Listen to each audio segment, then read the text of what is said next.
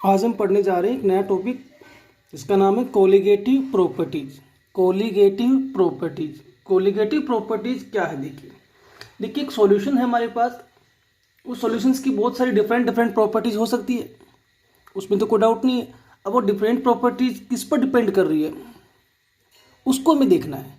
कुछ प्रॉपर्टीज ऐसी हो सकती है जो कि सॉल्यूशन के कंपोजिशन पे डिपेंड करे, सॉल्यूशन के नेचर पे डिपेंड करे, है ना। पर कुछ प्रॉपर्टीज ऐसी भी हो सकती है जो सॉल्यूशन में प्रेजेंट सॉल्यूट पार्टिकल्स के नंबर पे डिपेंड करे। समझ मेरी बात? और जो प्रॉपर्टीज सॉल्यूट पार्टिकल्स के नंबर पर डिपेंड करती है they are known as colligative property. Easy topic है कि कोई आपसे पूछे कोलिगेटिव प्रॉपर्टी तो बड़ा आसानी से कह देंगे कि किसी भी सॉल्यूशन के लिए ऐसी प्रॉपर्टीज जो कि उस सॉल्यूशन में प्रेजेंट सॉल्यूट पार्टिकल्स के नंबर्स पर डिपेंड करती है। How much particles of solute are present in this solution, properties are depends on that numbers. This type of properties are called colligative properties. तो सीधी सी बात समझ में आ गई कि कोलिगेटिव प्रॉपर्टी किसी भी सॉल्यूशंस की वो प्रॉपर्टी है जो कि सॉल्यूशन में प्रेजेंट सॉल्यूट पार्टिकल्स के नंबर्स पे डिपेंड करती है, उसके नेचर पे, उसके सब्सटेंस कंपोजिशन पे डिपेंड नहीं करती। नेचर चाहे कैसा भी हो, कंपोजिशन कैसा भी हो सॉल्यूशन का, this type of properties are depends only on number of particles. तो नंबर ऑफ पार्टिकल्स कम या ज़्यादा होंगे तो उसके बिहाफ पर कोलिगेटिव प्रॉपर्टी चेंज होने वाली है, नेचर सब्सटेंसेस से कोई मतलब नहीं होता। तो आज हम इसी को पढ़ने वाले हैं। तो कोलिगेटिव प्रॉपर्टीज, तो सबसे पहले अपन इसको डिफाइन करें तो ये कह सकते हैं ना, some properties of solution, some properties of solution are depends upon only on number of particles of solute. Some properties of solutions are depends upon only on number of particles of solute present in solution.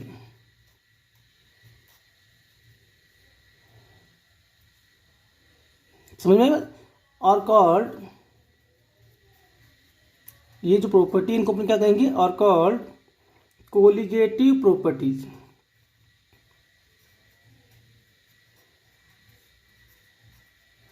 और called colligative properties of solution. अगर अपन define करें तो ऐसे कर सकते हैं। समझ में आ गई बात? कोई डाउट नहीं है। सीधे सीधे अपन एक लैंग्वेज में कह सकते हैं कि ऐसी प्रॉपर्टी जो कि विलियन या सॉल्यूशन के अंदर जितने पार्टिकल्स ऑफ सॉल्यूट प्रेजेंट है उन पे डिपेंड करती है, उनके नंबर्स पे डिपेंड करती है, तो हम उनको क्या बोलते हैं, कोलिगेटिव प्रॉपर्टी। तो इसको मैं अगर ये लिखूँ तो किसी को आपत्ति नहीं होनी चाहिए। देखिए कोलिगेटिव प्रॉपर्टी शॉर्ट फॉर्म में मैं इसको लिखता हूँ सीपी, कोलिगेटिव प्रॉपर्टी। प्रोपोर्शनल किसके प्रोपोर्शनल है, number of particles of solute, number of particles of solute.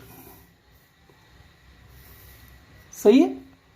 तो ये जो प्रॉपर्टीज है किस पे डिपेंड करती है, number of particles of solute. Number of particles of solute अगर आप इंक्रीज करेंगे तो कोलिगेटिव प्रॉपर्टी सॉल्यूशंस की इंक्रीज हो जाती है, और अगर डिक्रीज करेंगे तो डिक्रीज हो जाएगी। डायरेक्टली प्रोपोर्शनल है, कोई कंफ्यूजन नहीं है ना किसी को। चलिए, तो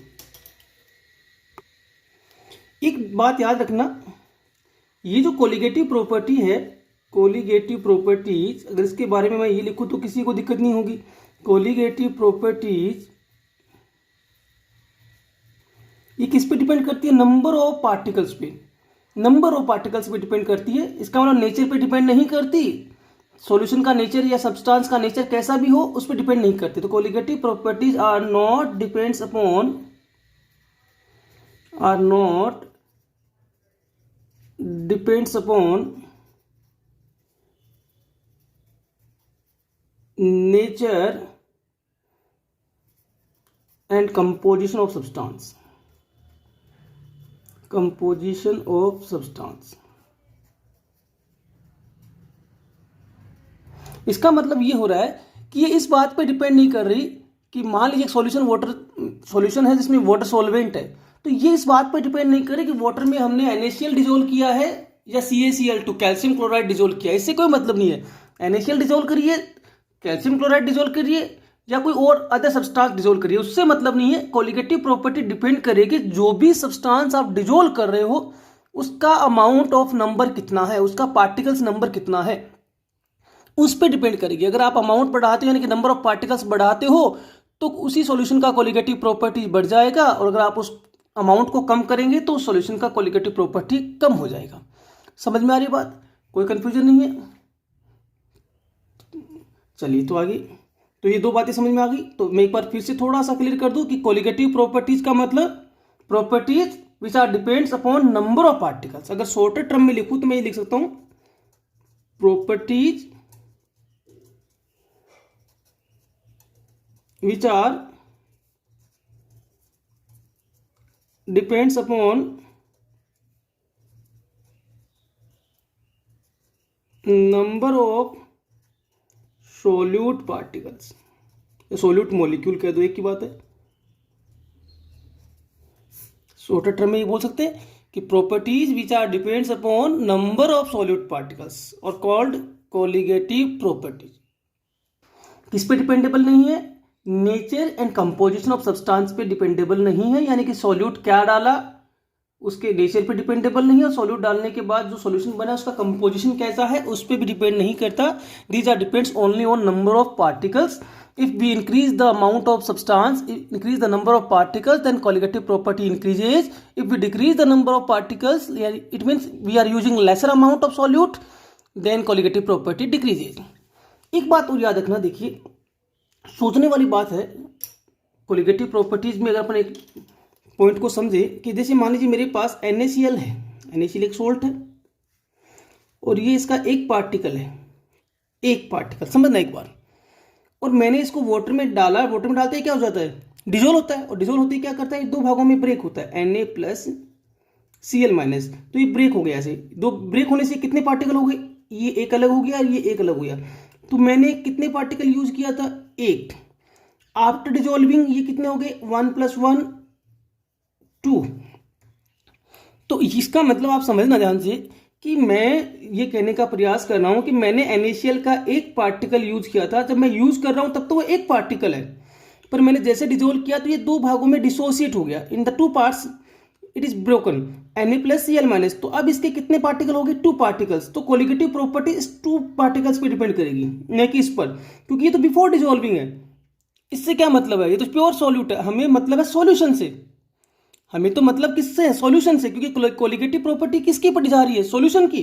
तो सॉल्यूशन में कितने पार्टिकल है? ये एक तो बिफोर डिजोल्विंग था ना सॉलिड फॉर्म में, आफ्टर डिजोल्विंग ये कितने हो गए? 1 + 1 2। तो कोलिगेटिव प्रॉपर्टी इस पर डिपेंड करेगी 2 नंबर पे, न कि 1 नंबर पे। इसका मतलब क्या हो गया? जो भी सोल्यूट सॉल्यूशन में जाके ब्रेक होता है, टूटता है, वहां नंबर ऑफ पार्टिकल्स क्या हो जाते हैं? बढ़ जाते हैं। देखिए कैसे, हमने लिया एक पार्टिकल, गिरने पानी में डालते ही डिजोल्व करते ही ये हो गए 2 पार्टिकल, 1 + 1। तो नंबर ऑफ पार्टिकल्स क्या हो रहे हैं? इंक्रीज हो रहे हैं। तो नंबर ऑफ पार्टिकल्स इंक्रीज होंगे तो कोलिगेटिव प्रॉपर्टी भी इंक्रीज होगी। समझ में आ रही है क्या बात? तो यही मैं कह रहा हूं कि जो भी सोल्यूट, जो भी सब्सटेंस सॉल्यूशन में ब्रेक होता है, टूटता है, वहां नंबर ऑफ पार्टिकल्स क्या हो जाते हैं? बढ़ जाते हैं, और उस सॉल्यूशन का कोलिगेटिव प्रॉपर्टी हाई हो जाएगा, बढ़ जाएगा। अगर इसका रिवर्स होता, अगर रिवर्स का मतलब पार्टिकल 2 होते बाहर, डालने के बाद वो जुड़कर एक हो जाते, जुड़कर एक होते यानी कि वो एसोसिएट होते, तो उस केस में पार्टिकल्स डाले 2 थे, बाद में एक हुए ना, तो यानी कि नंबर ऑफ पार्टिकल्स क्या हो गए? डिक्रीज हो गई, तो कोलिगेटिव प्रॉपर्टी कम आएगी उसकी। नेक्स्ट पॉइंट इसी से रिलेटेड अपन और देखते हैं। देखिए थर्ड पॉइंट देखते हैं अपन इसका। तो एक रिलेशनशिप अपन देखेंगे आगे चल के, वो किस बात को लेकर है कि कोलिगेटिव प्रॉपर्टीज का यूटिलाइजेशन क्या है, क्या फायदा होगा इससे अपन, तो कोलिगेटिव प्रॉपर्टीज के बिहाफ पर या उसके उसके हेल्प से हम लोग सॉल्यूट का मोलर मास कैलकुलेट कर सकते हैं, है ना। तो it is useful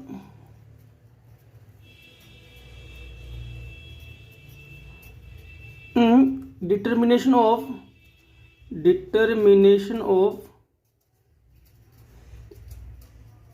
molar mass of solute.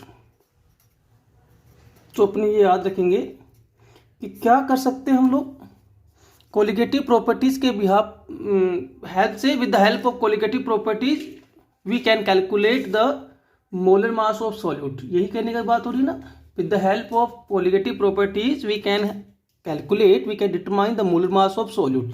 यहाँ एक बात याद रखना कि अगर आप कोलिगेटिव प्रॉपर्टीज के यूज करके, उसको अप्लाई करके अगर आप molar mass of solute calculate करते हो तो उनमें एक रिलेशनशिप होता है, वो ध्यान रखना कैसा रिलेशनशिप है। Colligative properties is directly proportional 1 upon molar mass of solute.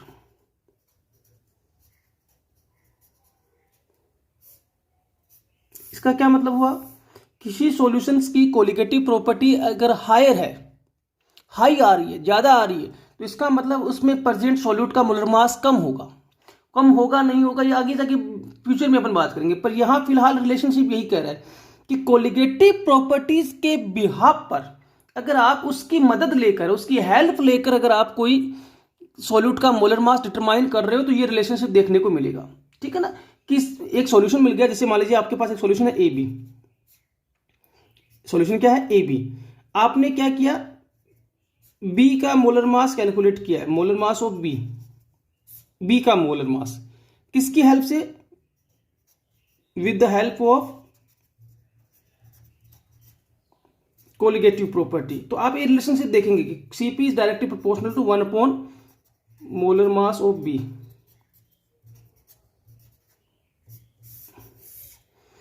समझ में आ रही बात, colligative property directly proportional to 1 upon molar mass of B. इसका मतलब आप सॉल्यूशंस की कोलिगेटिव प्रॉपर्टी अगर इंक्रीज कर देते हो तो उसकी हेल्प से डिटरमाइन मोलर मास कम आएगा, है ना। जरूरी नहीं है, और ये भी बता दूं मैं आपको, कई बार क्या होता है कि एक्चुअल मोलर मास कुछ और ही होता है, एक्चुअल मोलर मास सब्सटेंस का कुछ और होता है, और हम इस कोलिगेटिव प्रॉपर्टीज के हेल्प से जो मोलर मास कैलकुलेट करते हैं वो रोंग आता है।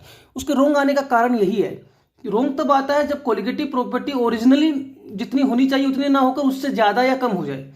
सॉल्यूशन में कोलिगेटिव प्रॉपर्टीज की जो वैल्यू होनी चाहिए थी उस सॉल्यूशन के लिए, उससे ज्यादा या उससे कम कोलिगेटिव प्रॉपर्टी आप कर देते हो किसी भी तरीके से या किसी भी कारण से, तो उस केस में क्या हो जाएगा, कोलिगेटिव प्रॉपर्टी और मोलर मास एक दूसरे के इनवर्स है, तो आपने अगर कोलिगेटिव प्रॉपर्टी इंक्रीज कर दी तो calculated molar mass lesser than actual molar mass होगा, और अगर आपने डिक्रीज कर दिया कोलिगेटिव प्रॉपर्टीज को तो कैलकुलेटेड मोलर मास जो है ये उससे ज्यादा आएगा। तो कहने का मतलब यही है कि कोलिगेटिव प्रॉपर्टीज को अप डाउन करने पर उस सॉल्यूट के मोलर मास का डिटर्मिनेशन सही नहीं होगा, वो भी अप डाउन करेगा और वो एक दूसरे की इन्वर्सली अप डाउन करेंगे, यानी कि colligative property if increases then molar mass of solute decreases.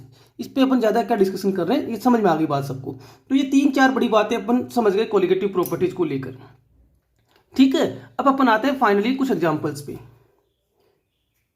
Colligative properties के कुछ एग्जांपल जो आगे चल के अपने को पढ़ने भी है। तो 4 बड़ी कैटेगरी यहां अपने को पढ़नी है। सबसे पहले अपने को पढ़ना है relative lowering in vapour pressure, relative lowering in vapour pressure, ये एक कोलिगेटिव प्रॉपर्टी है जिसको शॉर्टर में RLVP बोल देंगे। दूसरा हम पढ़ेंगे elevation in freezing point, sorry elevation in boiling point, elevation in boiling point. Third हम बोलेंगे डिप्रेशन इन फ्रीजिंग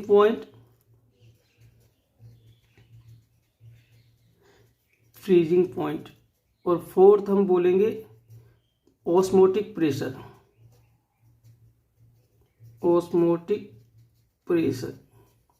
तो ये 4 कोलिगेटिव प्रॉपर्टीज अपने को पढ़नी है।